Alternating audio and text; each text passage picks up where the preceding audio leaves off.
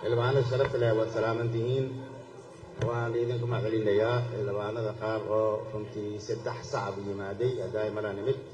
4 saac xildhibaanada fadhiyay 3 saac yimaadeen ilaa 4 saac maartay ilaa 5 saac xildhibaanada sharafta leh waxaad ogtihiin in maartay 4 saac markii la gaaro xeerka uu nafarayo inaan 1 saac ku darno waa lagu daray haddana 3 saac waa dhamaatay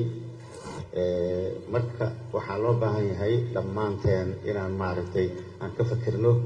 sidii habsami socodkii baarlamaankeen howlaheeni aan ku ilaalinayno shuruucda loo taalan dhammaanteen wada tixgelino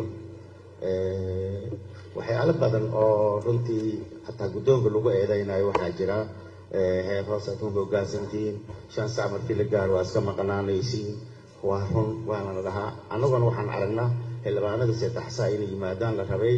oo waqtiga imaanaynin marka dhamaanteen markay waxa aad iska noqotay marka maaragtay in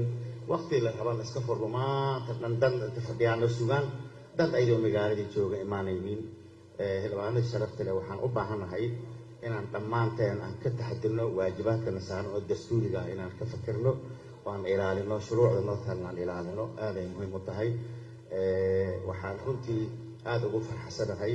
in xildhibaanada qaar dad naga mudana jira inaan shahaado sharaf siino baarlamaanka dhexdiisa oo weligood maaragtay habsaan la jirin sulxiina soo fadhiista haddii la shaqaynayaan marka dad waa iska soo daaxan caadiga ka dhigteen marka walaalayaal xuquuq samanaan wada leenahay dhammaanteen oo na farayso inaan ilaalino heer hoosaadka iyo shuruucda noo taalo marka maanta waxaan rabaa in maaragtay xildhibaanada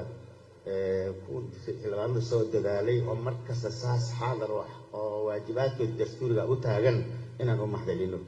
xildhibaanada maqnaanshaha culays u arkaynin oo caadi iskaga dhigtay ayagoo magaalada joogan iska maqnaanahayo haddii kale banaanka iska jiraayeen inaan codsi u jeediyo taas maaragtay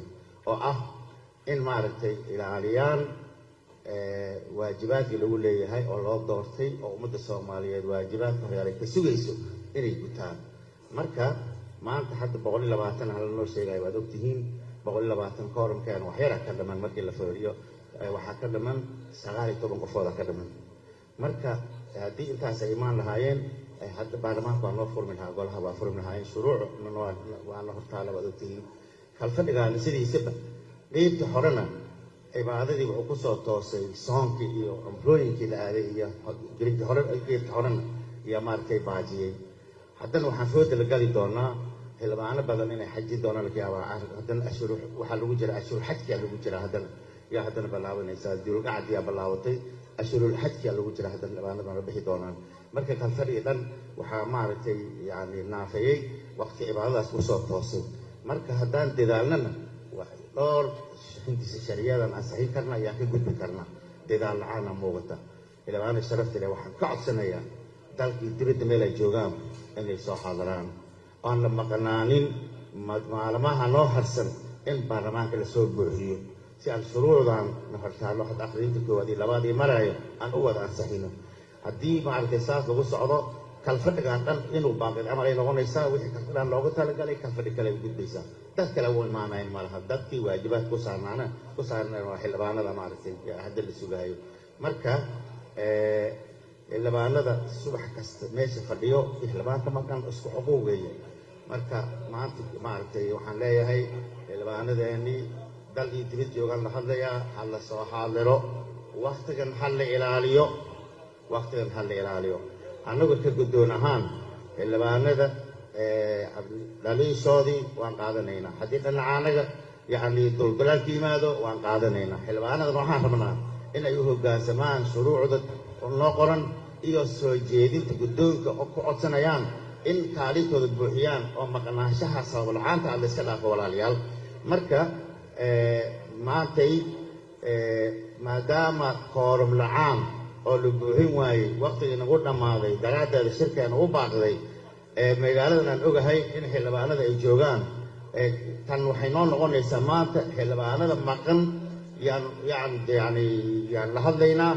in maaragtay ka fiirsadaan sahalashada oo maaragtay yani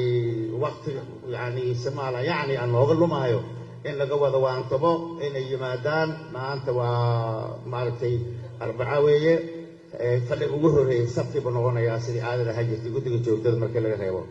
sabtiga xildhibaanada sharafta leh waxaan idinku codsanayaa 4 saac inaad koorka soo buuxisaan 4 saac koorka inuu buuxo fadhiga soo 4 saac inuu soo buuxo marka sidaa daraaddeed xildhibaanada imaan waayba maanta baaqashada sabab u ah in ayga markaa la sababsan inaan ka codsanaynaa fadhigeeni maanta saasuu ku xirmay walaalayaal idinku aad iyo aad u mahadsan asalaamu calaykum waraxmatullaahi wabarakaatu